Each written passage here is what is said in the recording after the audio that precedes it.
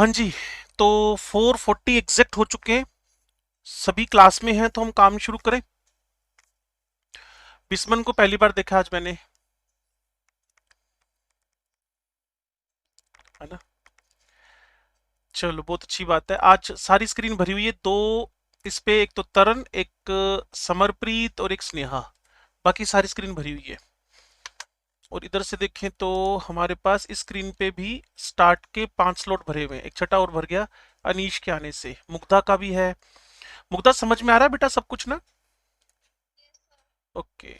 साहिल हो गया, इधर ध्रुव भी आ गया, अवरीत भी आ गई और अवनी भी है इधर। ओके, इस पे गुरलीन भी है। Okay, very good, nice. चलो जी, अब काम शुरू करते हैं हम लोग। बहुत अच्छी क्लास है। ये गुरकीरत है। गुरकीरत से तो हम मिल लिए थे पहले ना। गुरकीरत तुमने तो पहले भी कैमरा ऑन कर लिया था। चलो। हाँ जी। तुम सोच रहे हो कि मैं सेकंड क्लास में आऊंगा ना? तब मैं रास्ते में था, बठिंडा से मैं वापसी कर रहा था। बस अभी 10 मिनट पहले पहुंचा मैं घर पे। हैं? हैं? ये कौन था? मेरे साथ तुम थके लग रहे हो। लो जी, सबसे पहले हमने बात की कोवलेंट रेडियस की। देखो बच्चे कितने वेल विशर है मेरे। हैं? हाँ हाँ, तभी तो कह रहा हूँ वेल विशर, ऐसे थोड़ी बोल रहा हूँ। हैं? चलो जी, रेडियस का क्लासिफिकेशन। रेडियस के मेजरमेंट में क्या क्या दिक्कतें थी आप सब बच्चों को पता चल गई हैं। आज हम थोड़ा सा कंटिन्यू रहते हैं क्योंकि कल डाउट सेशन है ना। तो कोशिश करते हैं रेडियस कंप्लीट हो जाए और आयोनाइजेशन शुरू हो जाए। ठीक है जी। पहली बात ध्यान से सुनना। बीच में अगर कुछ पूछना हो तो थोड़ा सा टिक करके रख लेना उसको। आज बीच में रोकना मत, ठीक है। कंटिन्यू चलते हैं आजकल के डाउट सेशन के पर्सपेक्टिव में। सुनो, क्लासिफिकेशन ऑफ रेडियस की बात करें। वेंडरवॉल रेडियस है, मेटेलिक रेडियस है, कोवलेंट रेडियस है। कोवलेंट रेडियस की बात करूं तो कोवलेंट बॉन्ड बना होना चाहिए, वो आपके पास है। तो हमने वर्डिंग क्या बोली? It is a half of the distance in between the nuclei of two directly bonded. Bonded bonded word बोला तो इसका मतलब बॉन्ड बना हुआ है। Directly bonded similar atoms. Clear है? यहां एग्जांपल में और आप डाल सकते हो कि अगर मुझे रेडियस ऑफ कार्बन चाहिए तो कार्बन कार्बन के बीच की डिस्टेंस है 154 पिकोमीटर, डिवाइडेड बाय 2 हो गया। तो कार्बन का जो आपके पास रेडियस निकल आया वो 77 पिकोमीटर निकल आया। ठीक है जी। दूसरी रेडियस है मेटेलिक रेडियस। थोड़ा सा मेरे साथ टिक कर रहना अभी बात को ना। अब ना हम एक बात करेंगे। सॉलिड चैप्टर आएगा हमारे +2 क्लास में, थोड़ा सा ध्यान से सुनना। सॉलिड की दो टाइप की अरेंजमेंट हो सकती है। सॉलिड की जो पहली अरेंजमेंट है वो कुछ इस तरीके से रहेगी, 2 डायमेंशनली। या फिर सॉलिड कुछ इस तरीके से रहेगा, बस 2 डायमेंशनली सॉलिड। या तो इस तरीके से रह सकता है, इसको हम बोलते हैं स्क्वायर प्लेन। ठीक है जी। और दूसरे वाले को बोलते हैं हम हेक्सागनल प्लेन। बस कूल रह के सुनते रहना। जहां लगे आपको दिक्कत है वहां टिक कर लेना। आज हम बीच में रुकेंगे नहीं थोड़ा सा ना।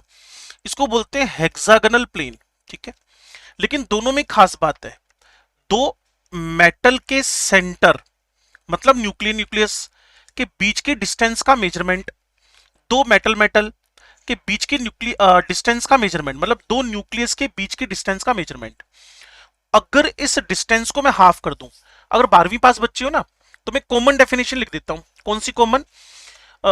Radius is half of the distance in between.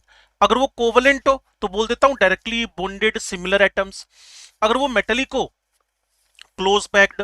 अगर वो वेंडरवाल हो तो भी वहां वर्ड सेम लगा देता हूं कि मोलिक्यूल्स या नोबेल गैसेस क्लोजली पैक्ड हो। कुल मिलाकर मैं अभी मेटेलिक रेडियस में, कुल मिलाकर मेटल्स को दो पार्ट में क्लासिफाई कर रहा हूं। या तो स्क्वायर प्लेनर फॉर्म में मिलता है या हेक्सागोनल प्लेन के फॉर्म में मिलता है। ठीक है जी। अब मैं डेफिनेशन दे रहा हूं और मुझे लगता है जितनी क्लास मुझे सुन रही है 90% बच्चे इस बात को बोल सकते हैं। क्या है ये? Half of, half of the distance in between, in between two nucleus of closely packed, closely packed. Clear? Half of the distance in between two nucleus of closely packed metallic crystal. ठीक है, अगर इसमें थोड़ा सा और define करना चाहते हो, वैसे डिफाइन करने की ज्यादा नीड नहीं है, बस ये हो गया कि half of the distance in between. तो आपने क्या करना है, थोड़ा सा इसको छोटा करके हम समझ लें कि अगर मेरे को कोई बोलेगा रेडियस निकालनी है, कौन सी वाली, क्रिस्टल रेडियस या मेटेलिक रेडियस, तो बच्चा क्या कहेगा, डिस्टेंस का मेजरमेंट कर लो, दो मेटल मेटल एटम्स के न्यूक्लियस के बीच की, और बाय टू कर दो, तो वो मेरे पास एग्जैक्टली क्या बन जाएगी, मेटेलिक रेडियस। जैसे आपने पीछे सीखा ना, बस अब में और पीछे में एक फर्क है, थोड़ा सा फर्क है। अगर आप मेरे को सुनने में इंटरेस्टेड हो तो मैं फर्क समझा देता हूं। इस पेज पे वापस आ रहा हूं, इसके बाद सुनो। उसमें पता है क्या था, बॉन्डेड थी। अगर आपने कभी 10th क्लास में शेयरिंग ऑफ इलेक्ट्रॉन सुनी हो, कोवलेंट बॉन्ड, ठीक है जी। और मेटल में शेयर्ड नहीं है, क्लोजेस्ट है। क्लियर ना, मेटल में क्लोजली पैक्ड है। तो यहां इलेक्ट्रॉन क्लाउड शेयर्ड है और यहां क्लोज पैकिंग है। जिस मेटल को साइज के अकॉर्डिंगली जो पैकिंग मिलेगी वो रख लेगा, हमने नहीं लगाया, मेटल का नेचर है ये, वो कैसे क्लोजली पैक्ड होएगा।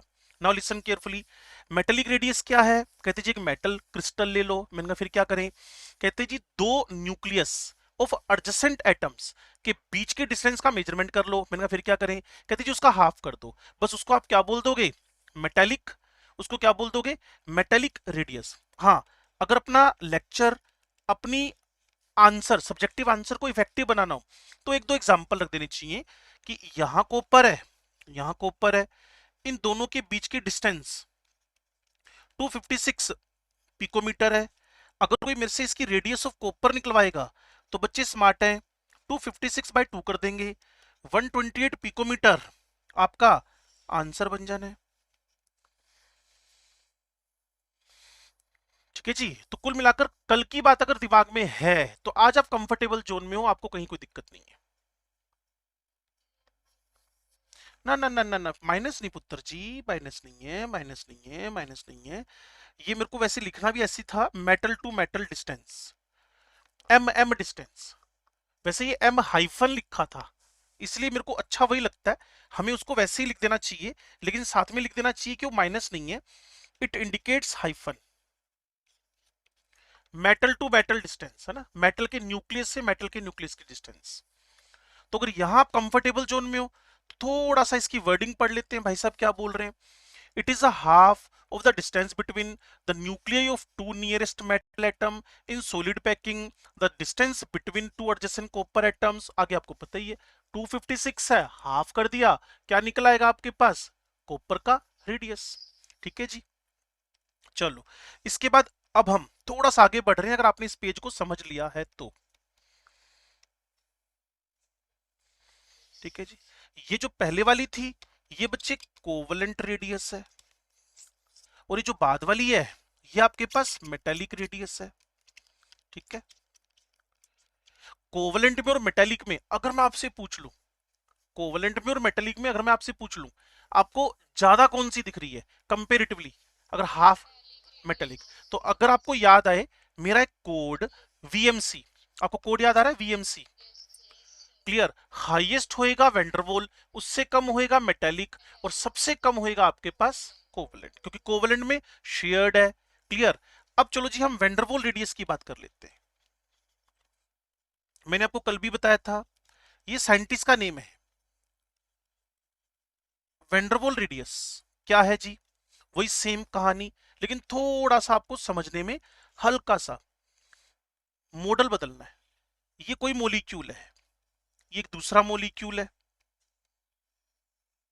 ठीक है जी, ये मॉलिक्यूल नंबर 1, ये मॉलिक्यूल नंबर 2। चलो वर्डिंग पूरी कर दूं, molecule number 1, molecule number 2। Clear है, ये क्लोजली पैक्ड है, क्लोज पैक्ड जितने वो हो सकते हैं।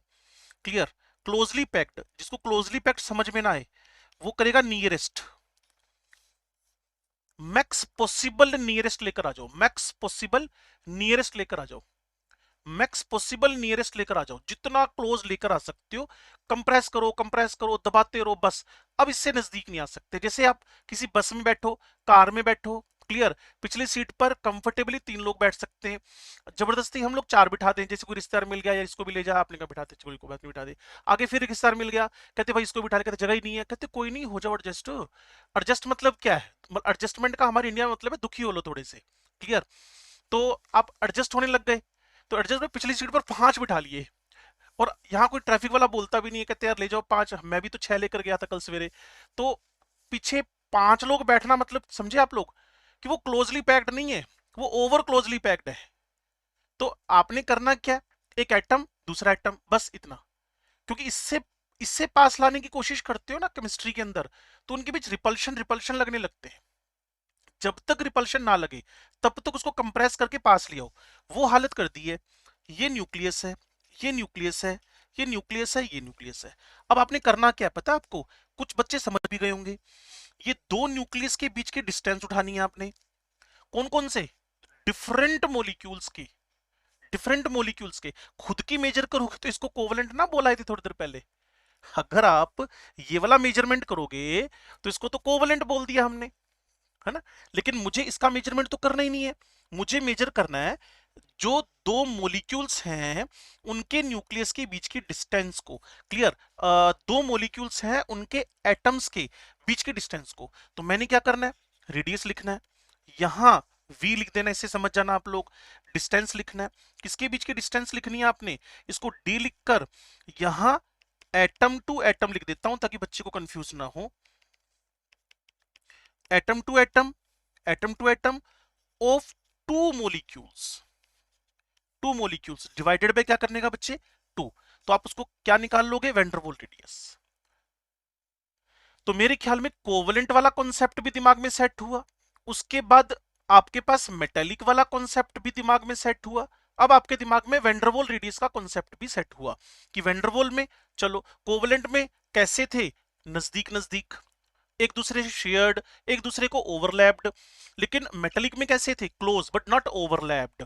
और वैन डर वाल्स में क्या है, इवन क्लोज भी नहीं है, हमने कोशिश की है पास लाने की, फिर भी इनके बीच में गैप तो रहेगा, क्लियर। तो उस गैप के साथ ये इतना क्लोजेस्ट आ सकते हैं बस। अब 2 मॉलिक्यूल के एटम्स के न्यूक्लियस के बीच के डिस्टेंस का मेजरमेंट करके बाय 2 कर दो and you can easily find the van der Waals radius. और ये हर किसी पे थोड़ी अप्लाई होएगा, ये एप्लीकेबिलिटी किस पर है, ये एप्लीकेबिलिटी किस पर है, या तो नोबेल गैसेस पर, क्योंकि उन्हीं के अंदर होते हैं वैन डर वाल्स फोर्सेस, क्योंकि हमने पढ़ा नहीं ना वैन डर वाल्स फोर्सेस, हम पढ़ेंगे स्टेट्स ऑफ मैटर में। तो एप्लीकेबल किस पर है, नोबेल गैसेस पर। एप्लीकेबल किस पर है नोबेल गैसेस के अलावा, मॉलिक्यूल्स पर, ठीक है ना। जनरल एप्लीकेबिलिटी नहीं है इसकी। मान लो CO2 CO2 मॉलिक्यूल क्लोज आ गए, तो वहां इस कॉन्सेप्ट को लगा सकते हो। Noble gases, helium neon argon को कंप्रेस कर दो, जितना क्लोज वो आ सकती हैं ले आओ, फिर उन दोनों न्यूक्लियस के बीच के डिस्टेंस का मेजर करके हाफ कर दो, वो क्या बन जाएगा, van der Waals radius. Definition मैंने लिखनी है, पहले इसको पढ़ लेते हैं, आपको डेफिनेशन इसके बाद लिखनी है। क्या है जी, it is the half of the distance between 2 non bonded, wording सुनना, नॉन बॉन्डेड, क्लियर है, identical and adjacent, adjacent, adjacent, clear है, atoms of an element belonging to 2 neighbouring molecule, adjacent बोल दिया, in the solid state of substance, मैंने क्या बोल दिया, closely packed. एक बार फिर मैं खुद लिख रहा हूं, ध्यान से सुनना और समझना। ये लो जी, डेफिनेशन लिख रहा हूं बच्चे, it is a half of distance in between 2 atoms of closely packed, जिसको क्लोजली पैक्ड समझ में ना आए नियरेस्ट, जिसको नियरेस्ट समझ में ना आए एडजेसेंट, जिसको एडजेसेंट समझ में ना आए सॉलिड स्टेट, क्लियर है जी। Half of the distance in between 2 atoms of the closely packed or nearest or adjacent or in solid state, clear, of the given molecule or the noble gas। इससे हम perfectly अपनी definition बना पाएंगे और इसको कोई गलत नहीं करेगा। अगर ये सब्जेक्टिव में 1 नंबर की आती है तो पूरे 1 नंबर मिल जाएंगे, और अगर ये ऑब्जेक्टिव आ रहा है तो फिर आपकी टेंशन ही नहीं है, क्लियर ना। तो अगर आप एग्जाम्पल पे जाना चाहते हो तो मेरे साथ रहना, ये क्लोरीन, ये क्लोरीन, ये दोनों क्लोरीन क्लोरीन के एटम्स हैं। ये क्लोरीन क्लोरीन के एटम्स हैं। आपको पता है क्लोरीन क्लोरीन के बीच की डिस्टेंस पिछले तीसरे पेज पर थी, इससे पहले ये रही, ठीक है। क्लोरीन क्लोरीन के बीच की डिस्टेंस, क्लोरीन क्लोरीन के बीच की डिस्टेंस हमने देखा 198 है। भाई ये तो ना कोवलेंट रेडियस कैलकुलेट कर रहा है 99।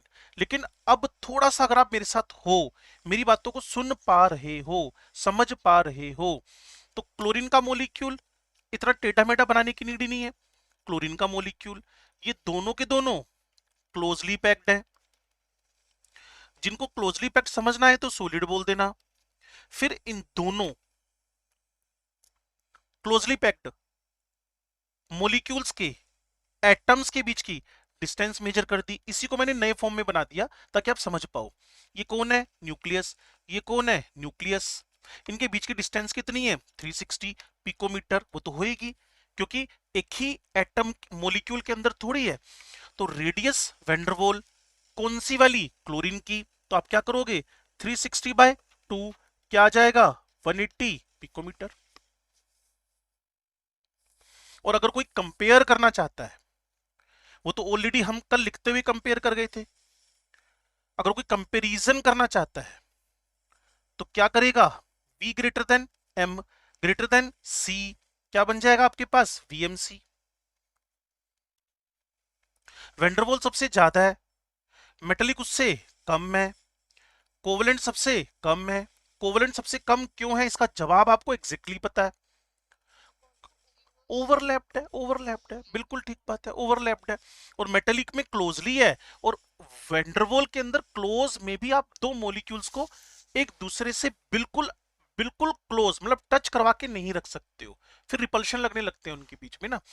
तो वेंडरवॉल, मेटेलिक एंड कोवलेंट, यहां तक की बात हो सकता है आपको समझ में आई हो। फिर भी अगर डाउट हो देन मोस्ट वेलकम, बट अभी नहीं, थोड़ा टिक करके रख लो इसको, थोड़ा सा सब्जेक्ट हम बढ़ा दें आगे। टिक करके रख लो, सभी बच्चों को मौका दूंगा मैं। अभी 457 हुए। हमारी क्लास जब तक भी चलेगी उसमें मैं लास्ट के 10 मिनट में आपके सबके डाउट ले लूंगा एक एक करके, नहीं तो फिर कल भी तो हम मिलेंगे ही ना। आपने बताया था मुझे रो रो कर ये बात अभी थोड़ी देर पहले कि सर कल आपने बुलाया हमें। चलो कोई बात नहीं, मेरे को आज पता चला दुनिया में कितना गम है, मेरा गम कितना कम है। देखो सारे ये गम वाले लोग बैठे हुए ना, मुझे तो लगता था मैं ही दुखी हूँ इस दुनिया में, पर मुझे क्या पता इतने दुखी लोग और भी हैं। चलो कोई बात नहीं।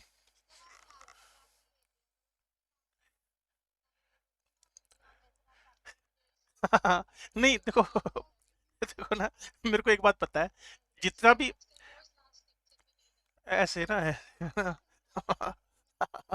देखो ना, है ना, मेरे को तो एक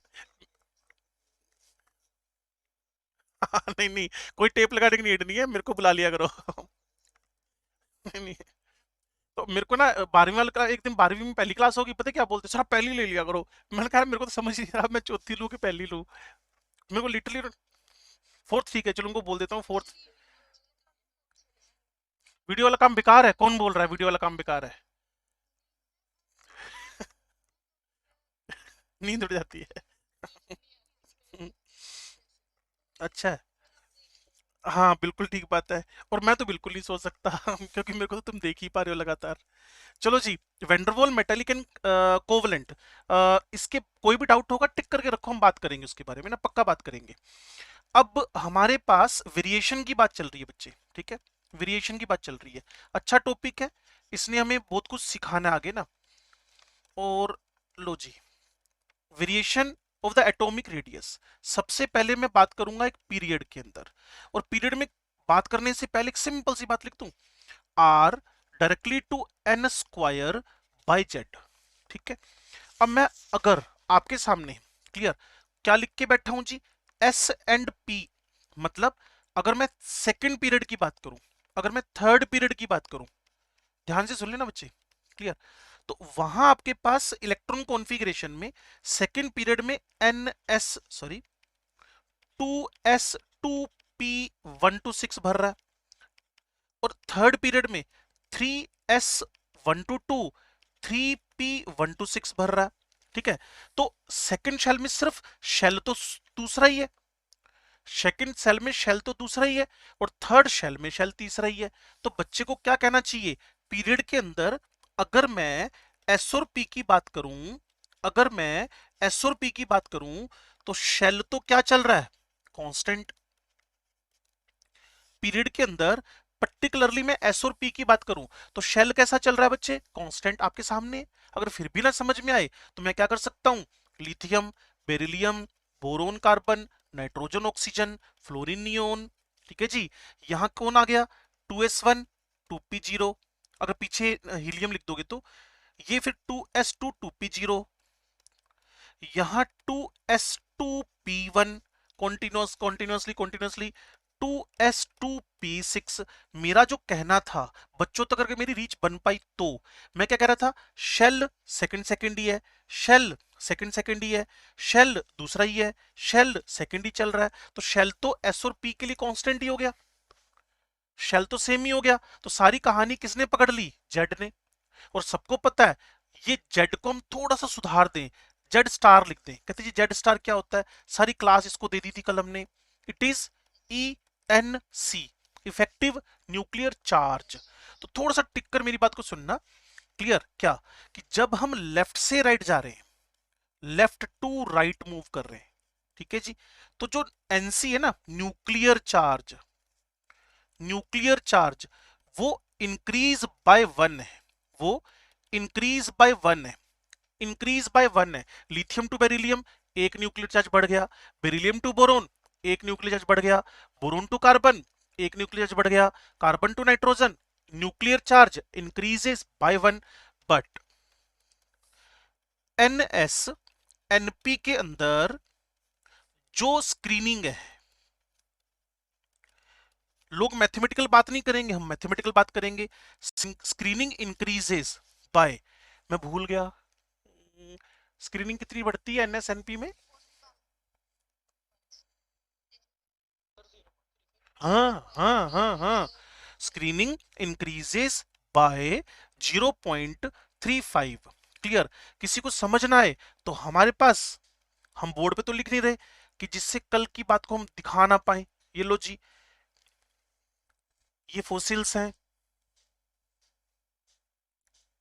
ये हमने पुरानी इमारत खोदी उसमें से निकल कर आया ये चीज कि एनएसएनपी के लिए 0.35 होता है, जेड एक बढ़ेगा, सिग्मा 0.35 बढ़ेगा।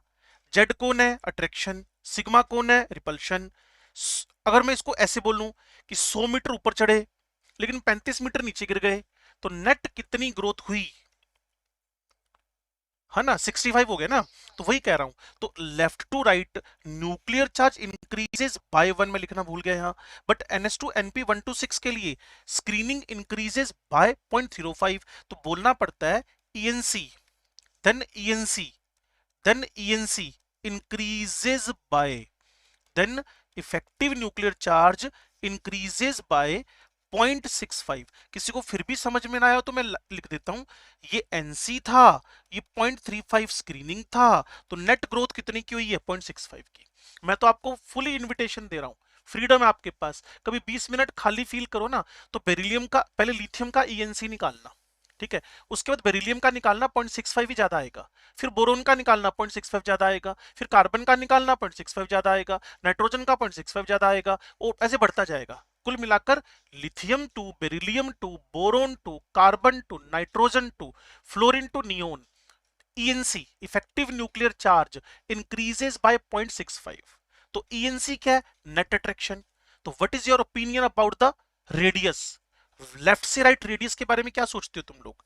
अगर ENC बढ़ गया, अट्रैक्शन बढ़ गया, अंदर की तरफ फोर्स बढ़ गया, तो व्हाट इज योर ओपिनियन। वैसे तो रिलेशन देख के पता चल गया होगा, रिलेशन देख के पता चल गया होगा कि इन दोनों का जो रिलेशन है, बच्चे अगर मेरे को सुन पा रहे हैं, आर और जेड स्टार का रिलेशन इनवर्सली है, क्लियर, जेड इंक्रीज कर रहा है और आर आपके पास डिक्रीज कर रहा है।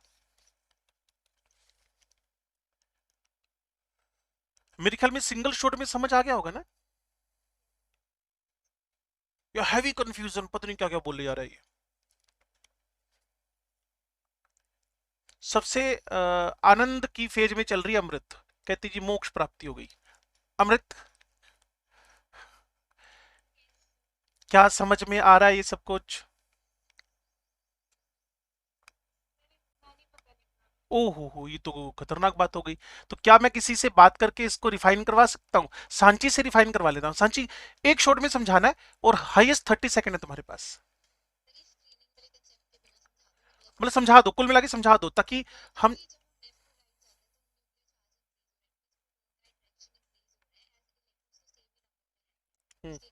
सिम शेल में, सिम शेल में। हाँ,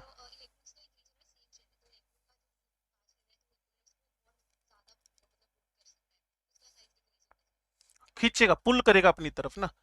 क्लियर है। अगर मैं इसी को सेल्विया से समझना चाहूं तो सेल्विया अपनी लैंग्वेज में बता सकती है? जो तुम्हें समझ में आया वैसे बता दो।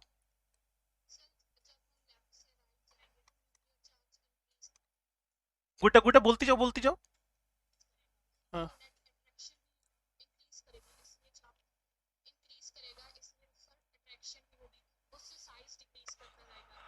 और अगर बिल्कुल समझाना हो 3 सेकंड में, तो एक बच्चा सीधे शॉट मारेगा, सर आर जेड इनवर्सली है, क्यों पंगे ले रहे हैं? जेड बढ़ रहा है तो आर तो घटना ही था बाय डिफॉल्ट है।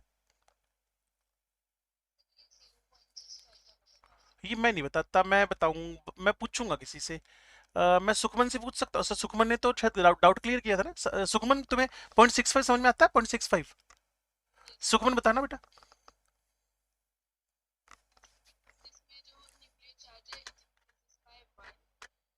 हम्म।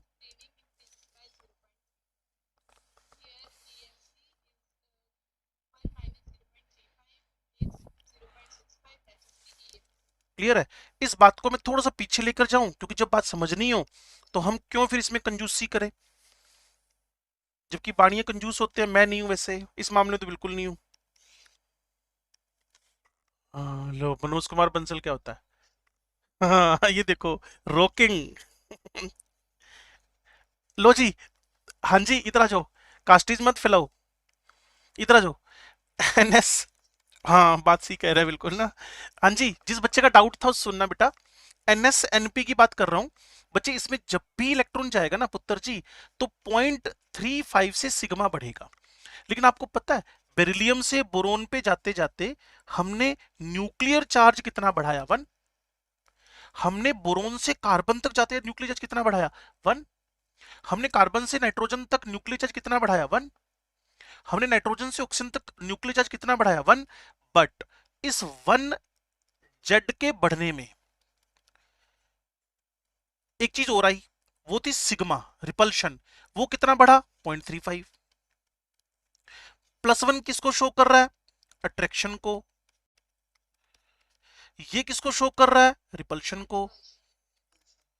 तो जिस बच्चे ने भी क्वेश्चन पूछा था 0.65, उसको समझने में ये समझना है कि नेट अट्रैक्शन जो इंक्रीज किया है, जिसको ईएनसी बोलते हो, कल मैंने सारी क्लास लगाई थी इस पर। नेट अट्रैक्शन कितना इंक्रीज किया? 0.65।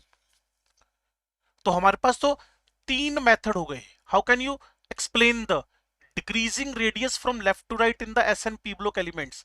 तो आपको बोलना है, जेड बढ़ रहा है सर 0.65 से, सो रेडियस तो पक्का घटेगी घटेगी, क्योंकि जेड का लिटरल मीन क्या है? रिजल्टेंट और नेट अट्रैक्शन फोर्स। बोलते जाओ। जिस बच्चे ने एक्सक्यूज मी बोला वो डाउट बोलो। इश्मीत।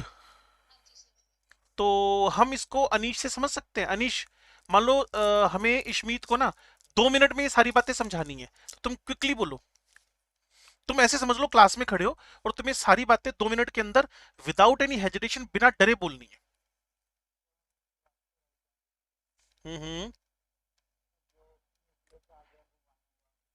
ठीक है। ठीक है। हम्म। ठीक है।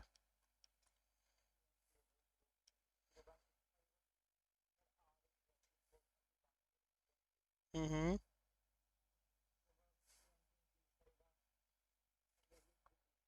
वेरी परफेक्ट है बिल्कुल। इश्मीत को मैं समझाता हूं अब। इश्मीत कहाँ लीव करी थी मीटिंग, किस जगह पे? बस ठीक है, बड़ा सिंपल है। मैंने सबसे पहले रेडियस का जेड से रिलेशन बताया, स्ट्रक्चर ऑफ एटम की नकल मार के, R N square by Z. फिर मैंने बताया कि when we move from left to right in the S and P block elements, then जो एन है वो मैंने लिख के ही बता दिया बच्चों को कि two two two two, second period में टू टू टू टू चले जा रहा है, तो एन तो हमारा कांस्टेंट हो गया एस और पी ब्लॉक में। बट जेड के बारे में जब बात शुरू हुई, तो जैसा अभी मित्तल मित्तल साहब ने बताया, अनीश मित्तल ने, इसने क्या कहा कि जब जेड वन बढ़ रहा है तो आपका स्क्रीनिंग पॉइंट 35 बढ़ रहा है। क्लियर। एक बच्चे का और भी डाउट था, मैंने एक्सप्लेन किया था। मुग्धा को ये बात समझ में आ गई कि Z increases by 1 and sigma increases by 0.35 and net attraction increases by 0.65। तो इशमीत, जब वो 0.65 बढ़ा ना, तो नेट अंदर की तरफ अट्रैक्शन लगा। और वैसे भी तो ईएनसी है क्या, it is a resultant attraction of the nucleus on the outer most electron. अब न्यूक्लियस इलेक्ट्रॉन को अंदर की तरफ बुला रहा है, तो साइज क्या हो जाएगा, कॉन्ट्रैक्शन पे चला जाएगा।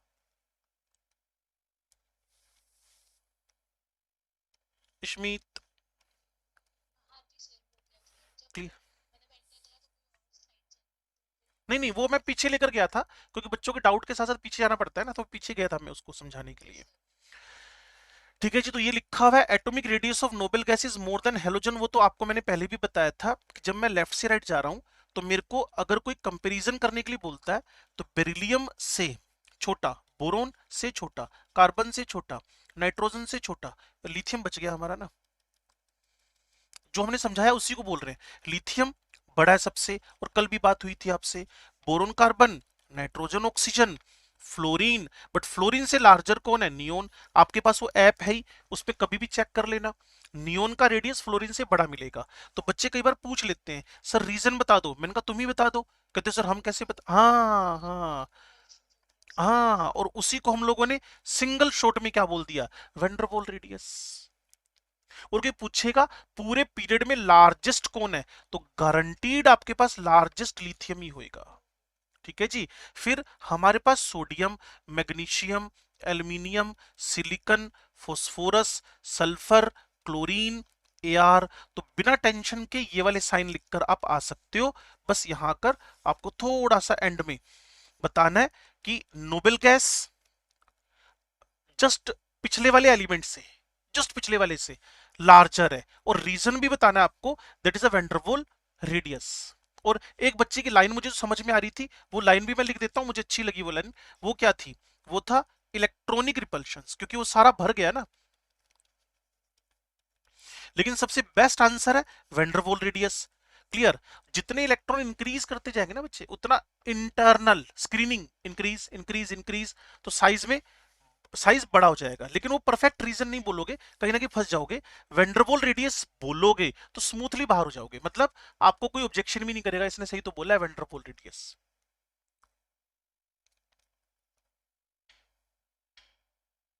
बोलो जी।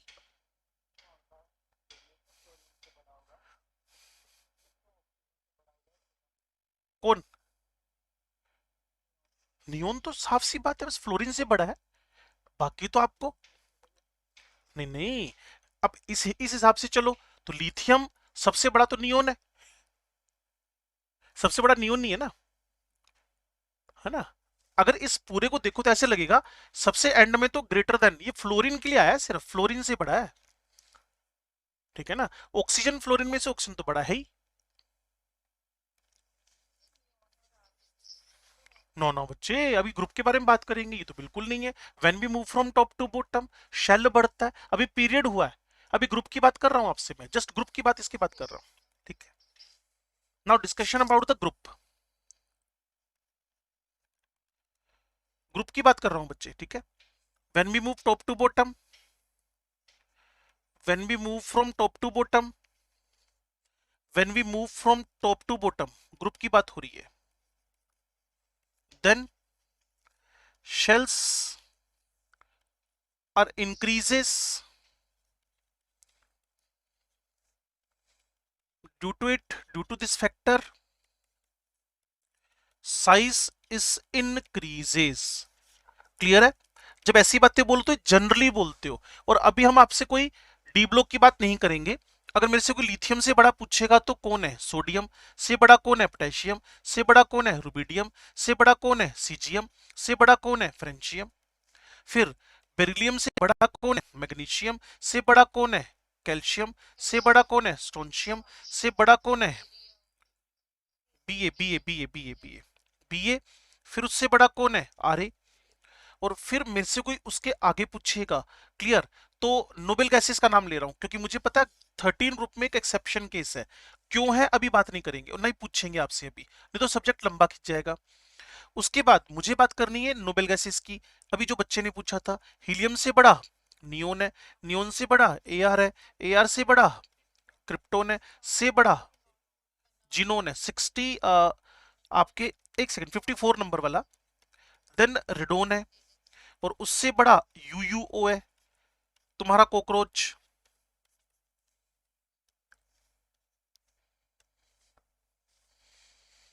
118 नंबर कॉकरोच है।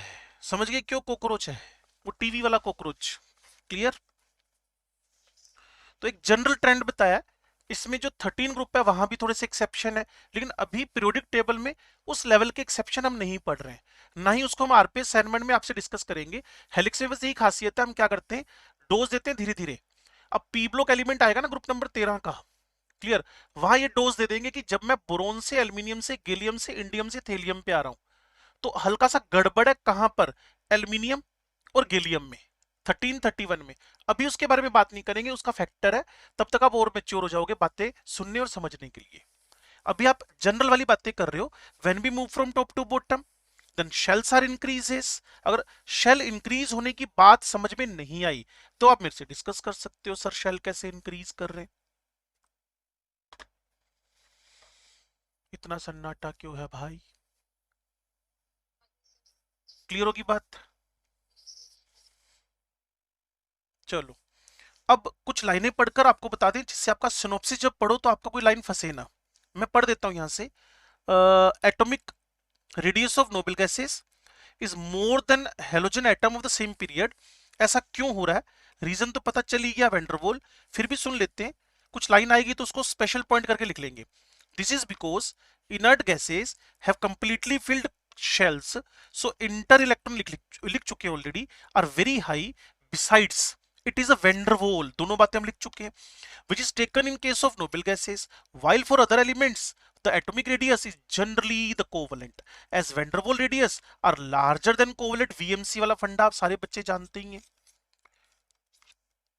ठीक है ना। therefore the atomic size of an inert gas in a period is much higher than preceding, मतलब अपने पिछले वाले से। इसी को प्रीसीडिंग हेलोजन, अपना पिछला हेलोजन ही लिख दिया तो एलिमेंट लिखा नहीं, समझ में आ गया कि 17 से 18 बड़ा है, 9 से 10 बड़ा है, क्लियर, और 35 से 36 बड़ा है, 53 से 54 बड़ा है।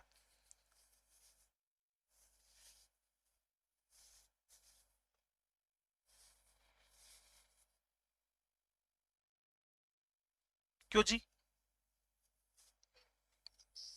ठीक है, बात समझ में आ गई है ये? चलो, डाउन टू द ग्रुप की बात मैं आपसे कर चुका हूं, क्यों बढ़ रहा है, क्यों घट रहा है, सारी बातें आपको।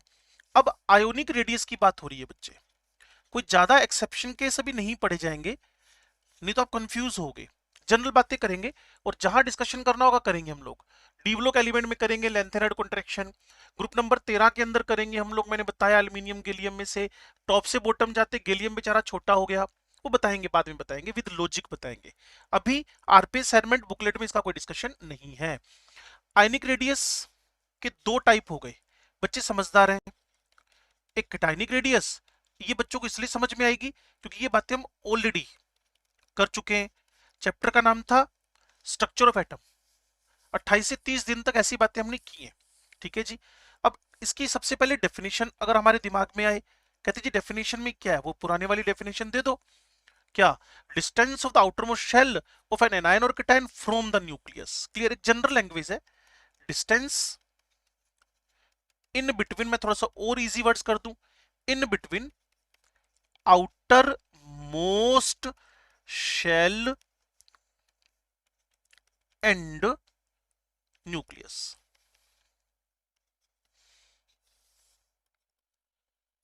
ये डेफिनेशन हो गई है जी। अब मैं केटायन एनायन की बात करूं, अगर सब बच्चे मेरे साथ इलेक्ट्रॉन कॉन्फ़िगरेशन से केटायन बना चुके हैं ऑलरेडी। इलेक्ट्रॉन डोनेट करने से क्या बनता है? केटायन बनता है। तो इसको मैं पहला पॉइंट दे देता हूं, इसको मैं दूसरा पॉइंट दे देता हूं। आगे मैं केटायन के बारे में बात करना शुरू करता हूं। केटायनिक रेडियस,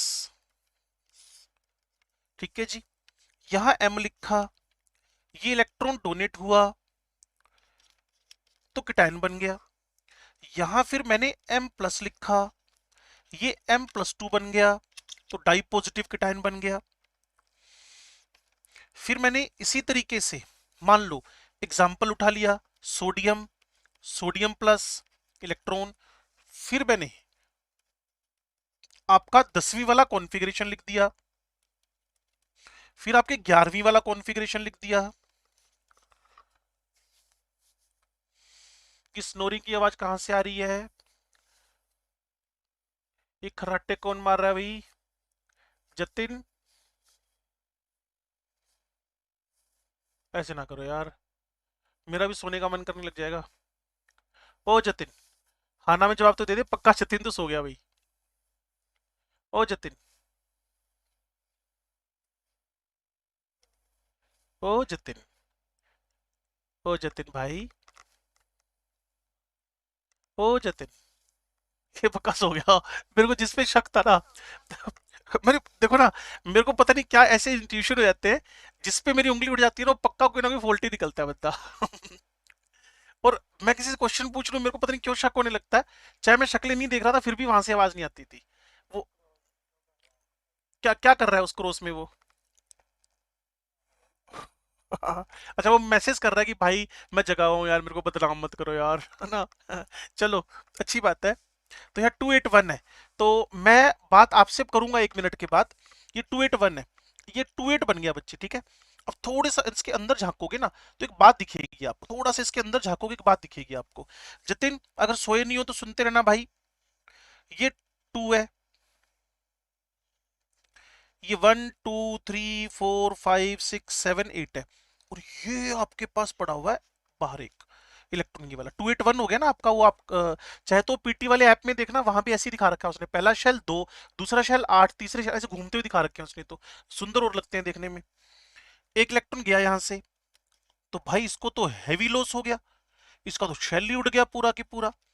और सोचो भाई, जब शेल उड़ गया, 1 2 3 4 5 6 7 8, लो जी, अब कोई बंदा खड़ा उसके पैर, हाँ, उसकी गर्दन काट दो, पिचक जाएगा बेचारा, या उसके लाते काट दो, पिचक जाएगा बेचारा। वही किया है, शैली उड़ा दिया बाहर का सारा। तो भाई केटायन बनने में, केटायन बनने में साइज, मुझे क्या बोलना मैं भूल गया, डिक्रीज हो रहा है। वेरी परफेक्ट, क्लियर है। तो साइज ऑफ द केटायन मैं यहां लिख रहा हूं, फिर अगला पेज लूंगा। Size of cation is always small as compare to the parent atom, जिससे वो बना है, उसके कंपैरिजन में, उसके कंपैरिजन में केटायन का साइज ऑलवेज स्मॉलर ही होएगा। एक पेज ऐड करता हूं और उसके रीजन ढूंढते हैं हम लोग। किसी को पिछला पेज करवाना हो तो 2 मिनट बाद वापस करवा सकते हैं, चलो देख लो एक बार। लो जी, इसमें तो हमने काम ही नहीं किया, हम करके आए थे ऑलरेडी, ये वाला है।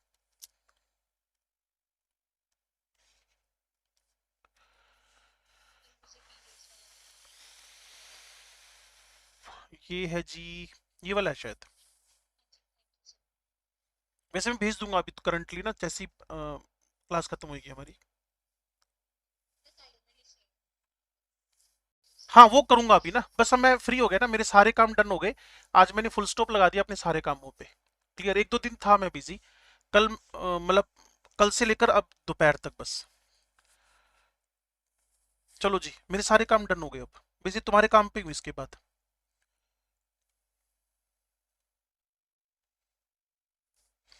हाँ जी, तो एक पेज ऐड किया मैंने, रीजन जान लेते हैं।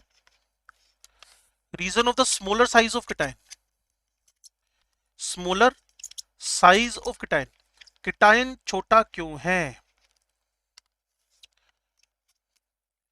किटाइन छोटा क्यों है? पंजाबी में कैसे बोलेंगे इसको?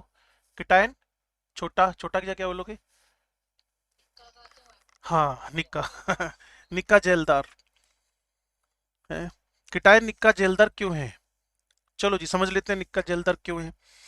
लो जी, सबसे पहला रीजन जो हम इसका बोलेंगे, कीटायन छोटा क्यों है। पहली बात, इसका जो ईएनसी है, इसको थोड़ा समझे, due to due to removal of the shell. ये कोई ऑलवेज नहीं होएगा, ये जनरली होता है कि शेल का रिमूवल। लेकिन दूसरी बात क्या हुआ, protons are increases as compared with electrons. जब मैं इलेक्ट्रॉन्स के कंपैरिजन में प्रोटॉन्स बढ़े हुए देख रहा हूं, protons are increases as compared with electrons, then resultant क्या हुआ, इफेक्टिव न्यूक्लियर चार्ज बढ़ गया। और इस इफेक्टिव न्यूक्लियर चार्ज का रेडियस के साथ जो मुझे रिलेशन समझ में आता है, वो शायद आपको भी समझ में आता होगा।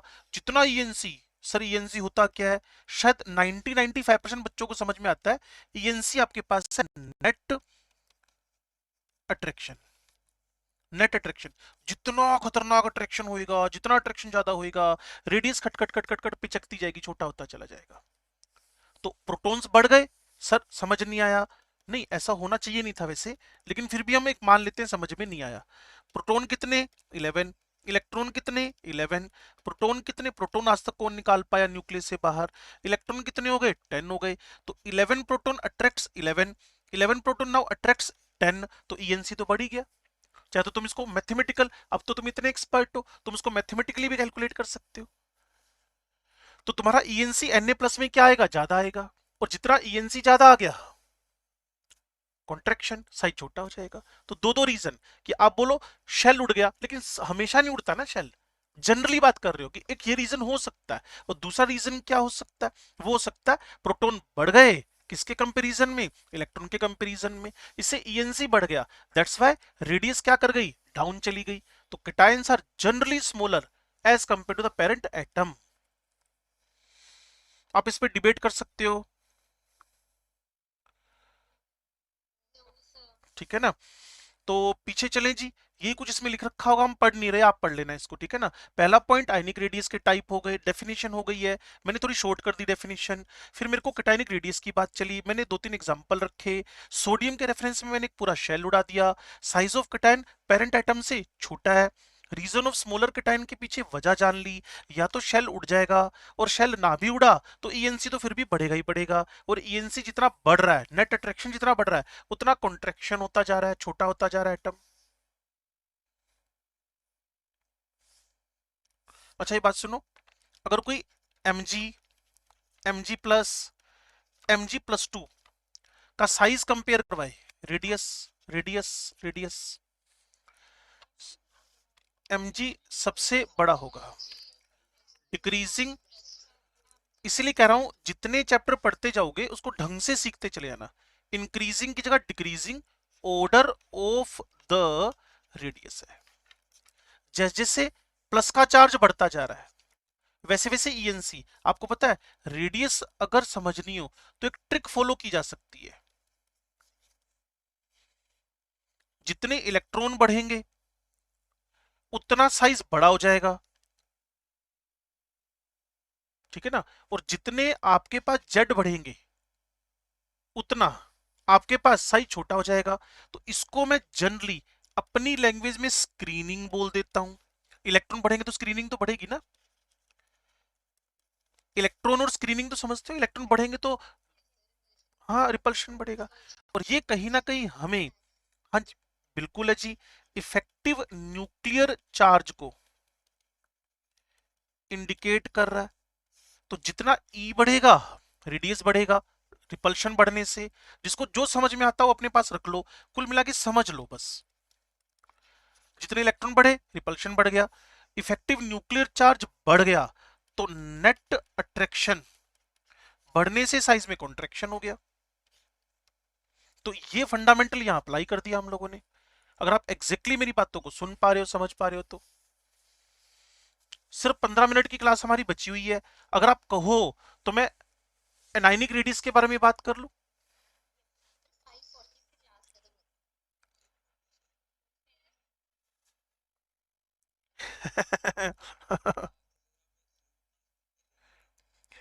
ये कौन है एक पापी लोग?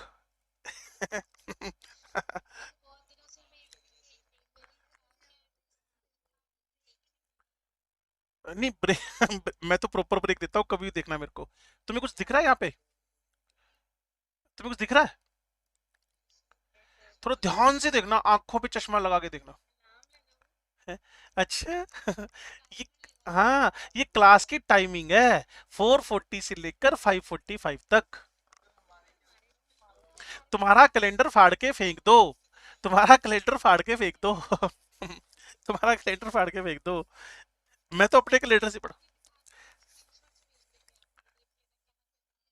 ये देखो ना, मैं तो अपने कैलेंडर से पढ़ाऊंगा ना। चलो, देखो अभी हम ना आगे एनाइनिक रेडियस शुरू करते हैं, जिससे तुम्हारे पास कल क्वेश्चन होंगे। फिर मैं तुम्हें भेजूंगा क्या फिर इसके बाद। आओ जी मेरे साथ आ जाओ। एक एग्जांपल ये भी है, देखते ही समझ गए होगे। Example number 2, F E, Fe+2, Fe+3, radius compare कर रहे हो। रीजन बच्चों को समझ में आ गया होगा कि Fe न्यूट्रल है। अगर प्रोटॉन देखो सब में बराबर चल रहे हैं। ठीक है जी, इलेक्ट्रॉन बिल्कुल परफेक्ट बोल रहा है बच्चा। क्लियर? यहाँ 24 हो गए या 23, कुछ तो फायदा हुआ हमें स्ट्रक्चर ऑफ एटम पढ़ने का। और ईएनसी, मुझे पता है, अगर मैं ईएनसी की बात करूं तो हाईएस्ट ईएनसी इसी का है। चाहे तो निकाल के देख लेना। तो जिसका हाईएस्ट ईएनसी होएगा उसका साइज सबसे छोटा होने वाला है। चलो जी, अब मैं एनाइनिक रेडियस की बात कर लेता हूं। ठीक है जी, तो एनाइनिक रेडियस की अगर मैं बात करूं तो बड़ा सिंपल सी बात है। एडिशन ऑफ इलेक्ट्रॉन एनायन बनाता है। Addition of electron makes anion. पहली बात, करके देख लो इस काम को। ए एटम है, इलेक्ट्रॉन ऐड कर दिया, ए माइनस हो गया। जितना बच्चों ने मेरे साथ पढ़ा उसको देखकर साफ पता चल रहा है कि इलेक्ट्रॉन, हाँ बिल्कुल, इलेक्ट्रॉन इंक्रीज हुए। स्क्रीनिंग, मैं भूल गया क्या बोलना था। शील्डिंग स्क्रीनिंग, स्क्रीनिंग इंक्रीज हो गई। शील्डिंग या इसी का दूसरा नाम बच्चे अगर समझदार हैं, इंक्रीज हुए। तो इसी से रेडियस भी इंक्रीज। तो मैं चाहता था इसके लिए अलग एक्सप्लेनेशन का पेज ना बनाए, इसी के अंदर सब लिख डालें, क्योंकि बच्चों को जब बात समझ में आ जाए ना तो फिर इशारों में बात कर लेनी चाहिए, नहीं तो फिर लंबे लंबे नोट्स बना लेनी चाहिए। Addition of electron makes the anion. A में इलेक्ट्रॉन ऐड किया, ए माइनस बन गया। इलेक्ट्रॉन ऐड करते स्क्रीनिंग बढ़ गई, स्क्रीनिंग बढ़ते रिपल्शन बढ़ गए, रिपल्शन बढ़ते ही रेडियस बढ़ गया। इसीलिए फाइनल कंक्लूजन मेरे दिमाग में क्या निकल कर आया? Clear? Anion is always bigger.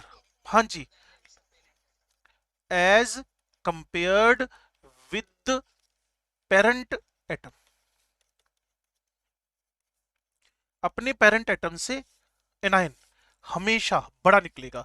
Reason के लिए अलग पेज बनाने की नीड नहीं थी, रीजन हमने ऊपर ही लिख डाला। क्लियर? यहां क्लोरीन लिखना है जी हमने, एग्जाम्पल लेना हो। यहां क्लोराइड लिखना है जी, इसी एग्जाम्पल को उठा रहा हूं जिससे आपको इधर उधर ना झांकना पड़े। और एक बात फिर बोल दूं, इन वैल्यूज को याद मत कर लेना। क्लियर? क्योंकि नीड ही नहीं है, ये सिर्फ सिंबॉलिकली होता है कि आपका दिमाग उस बात पे चला जाए कि anion is always larger than the neutral parent atom. और सारे रीजन है लाइन टू लाइन। इलेक्ट्रॉन बढ़ा, स्क्रीनिंग बढ़ा, रिपल्शन बढ़ा, रेडियस खट से क्या हो गया? इंक्रीज कर गया।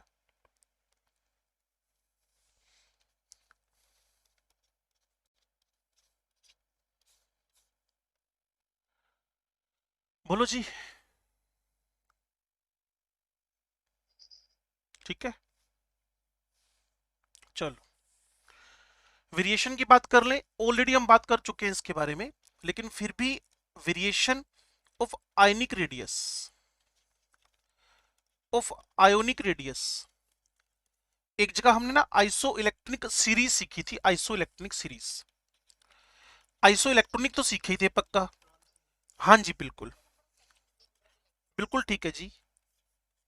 एटम्स और ions which have the same number of electrons, उसको हमने क्या बोलना शुरू कर दिया, आइसोइलेक्ट्रॉनिक स्पीसीज।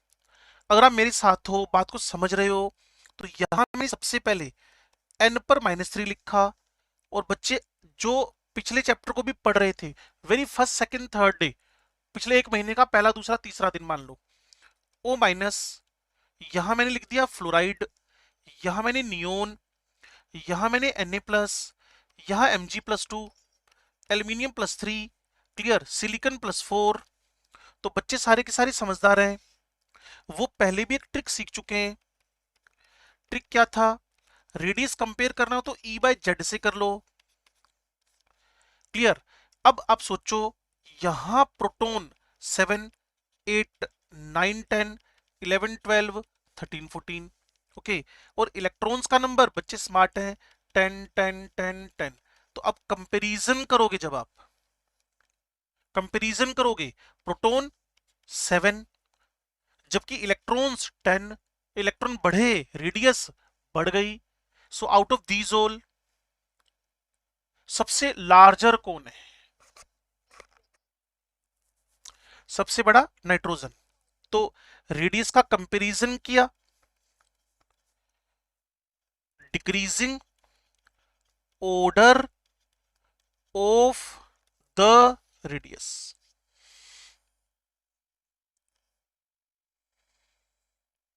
क्या आपको आइसोइलेक्ट्रॉनिक स्पीसीज का ये वाला सेट समझ में आ गया है, विद रीजन सारी बात समझ में आ गई है। और मैंने रीजन का सिंगल शॉट खेला है, बस इस सिंगल शॉट से आप भी खेलते चले जाओ। जो RE/Z, एक छोटा सा क्वेश्चन पूछूं, हमारा जब ये जो जेई मेंस है ना, इसका नाम AA होता था ना, तब एक क्वेश्चन पूछा था उन्होंने, लिथियम प्लस को Mg+2 से कंपेयर किया। वैसे बुक्स में पता है क्या लिखा रहता है, बुक में क्या लिखा रहता है, these two have the nearly same size, these two have the nearly same size, इन दोनों का साइज नियरली सेम है। लेकिन जेई मेंस वाले थोड़े से शैतान निकले, तब इसको AA बोलते थे, क्लियर ना। उन्होंने पूछ लिया, भाई तुमने आज तक सीखा इन दोनों का रेडियस नियरली सेम है, अब हम आपसे पूछते हैं कि नियरली में भी बड़ा कौन है और छोटा कौन है। ये क्वेश्चन कोई रट के नहीं भी गया तो भी मेरे E/Z से आंसर दे देगा।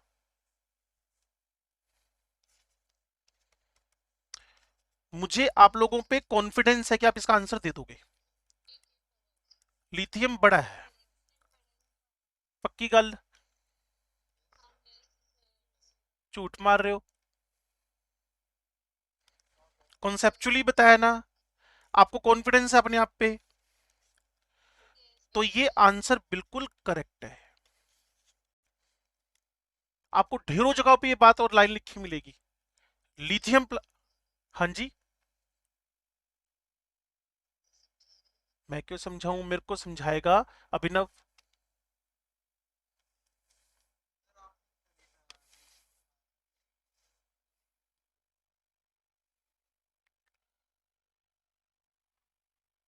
हाँ हाँ हाँ।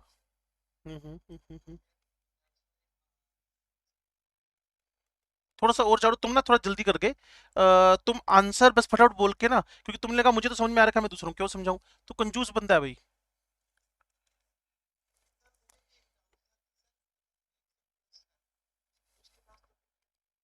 हम्म, कोई बात नहीं, कोई बात नहीं, कोई बात नहीं, हम पूछ लेते हैं आस्था से।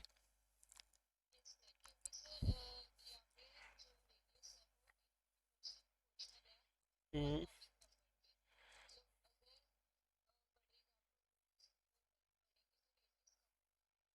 देखो मेरी बात सिंपल, आस्था वाली बात को मैं अपने वर्ड्स दे रहा हूँ, जो आस्था ने बोले, आस्था वाले वर्ड्स को मैं अपने वर्ड्स में बदल रहा हूँ। 3 प्रोटॉन 2 इलेक्ट्रॉन को खींच रहे हैं, बट सेकंड वाले में 12 प्रोटॉन 10 इलेक्ट्रॉन को खींच रहे हैं। और मैं तो कह रहा हूं कि ईएनसी भी निकाल के बैठ जाओगे, जब मोर number of protons, comparatively more number of protons, more number, उसमें एक का गैप है, इसमें 2 का गैप है, मोर number of protons, more ENC, more attraction. Even गोली मारो यार उस बात को, 2 इलेक्ट्रॉन कम हो गए तो उससे ईएनसी भी तो, सॉरी, स्क्रीनिंग भी तो कम हुआ, तो स्क्रीनिंग कम हुआ। देखो जितने इलेक्ट्रॉन, अब इसको बार बार लिखने से फायदा ही नहीं, नोट्स तो वैसे सेम ही बन जाएंगे, तो मैं इस पे लिखना ही नहीं चाहता इस बात को। इसमें तुम्हारा हाथ खड़ा है बताने के लिए, एक्सप्लेन करने के लिए।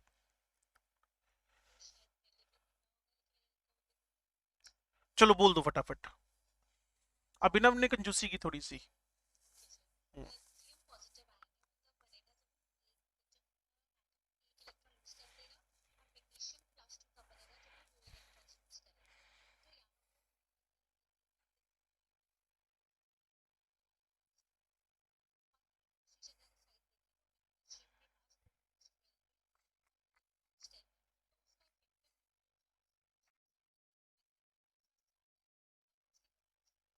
सिंपल। और इसको ऐसे भी बोल सकते थे, स्टार्ट की जो तुमने लाइन बोली ना स्टार्ट, वहां तुम हल्का सा ब्रैकेट में लिख सकती हो, 12 proton attract the 10 electrons, bracket में 10 इलेक्ट्रॉन आते हैं ना, बोल देना लेस स्क्रीनिंग, है ना, दो इलेक्ट।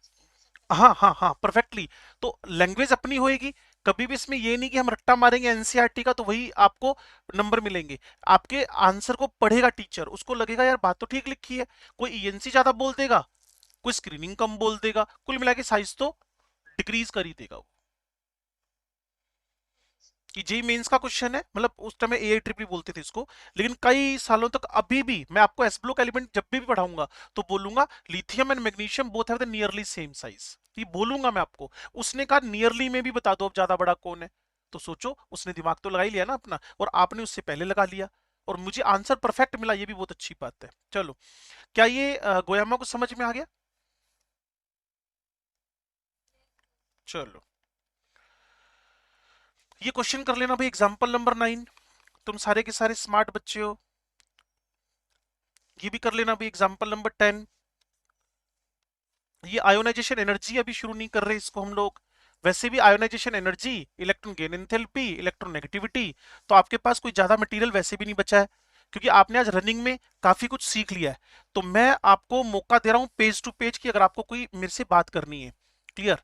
और उसके बाद मैं आपको लगभग 6:45 तक क्वेश्चंस बता दूंगा आपने कौन कौन से करने।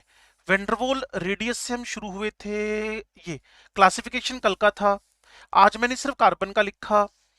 इस पेज पर किसी भी बच्चे को कोई मेरे से लड़ाई झगड़ा करना हो तो कर लो। चलो, इस पेज पर वैसे ना एक फायदा है, जब क्लास बंद हो रही हो ना, तब कोई क्वेश्चन पूछ लो, बच्चे को लगता है कि सब कुछ समझ में आ रखा है, उनको लगता है कि जैसे कुछ पूछेंगे इसने लंबी खींचनी है बात, अभी तो फ्री होने का टाइम है। तो हथियार फेंक चुके हैं सरेंडर कर चुके हैं हाँ जी।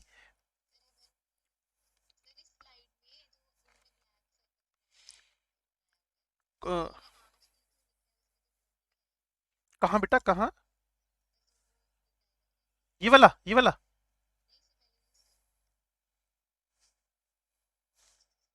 अच्छा नेक्स्ट, इसकी बात कर रहे हो आप? नहीं, वो एक सिंबॉलिकली हो गया, इन दोनों को शेयर्ड करना चाहिए इसको ऐसे। आप ठीक जा रही हो, 100%। इसी का सिंबल ऐसे, तो आप ठीक हो, आप बिल्कुल परफेक्ट बोल रहे हो।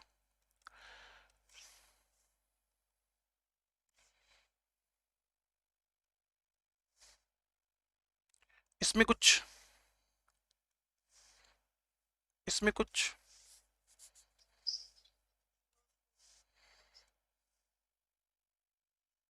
ये तो हम बात कर ही चुके ना आगे।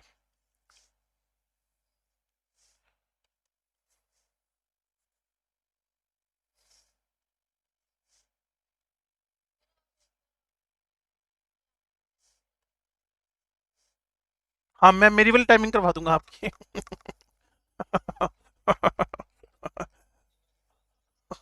हाँ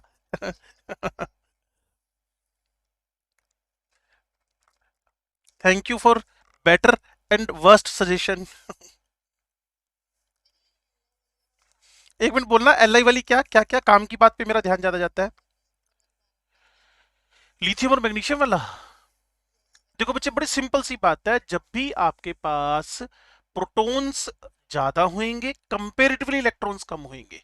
अगर मैं लिथियम की बात करूं, 3 प्रोटॉन तीन इलेक्ट्रॉन को अपनी तरफ अट्रैक्ट कर रहे थे।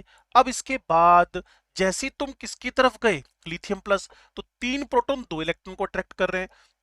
बट जब तुम मैग्नीशियम की बात कर रहे हो, इलेक्ट्रॉन निकला, स्क्रीनिंग कम हो गई, एक और निकल गया, स्क्रीनिंग और कम हो गई। लिथियम में तो एक ही इलेक्ट्रॉन निकला ना, लेकिन मैग्नीशियम में दो इलेक्ट्रॉन निकले तो स्क्रीनिंग कम हो गई, स्क्रीनिंग कम होते ही साइज कम हो गया। गोली मारो, दूसरी बात सीखो। अंशिता भी आते हैं, एक सेकंड को। अंशिता का डाउट था क्या?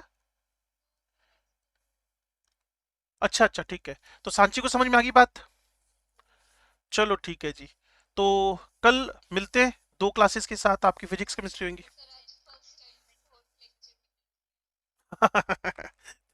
चलो अच्छी बात है।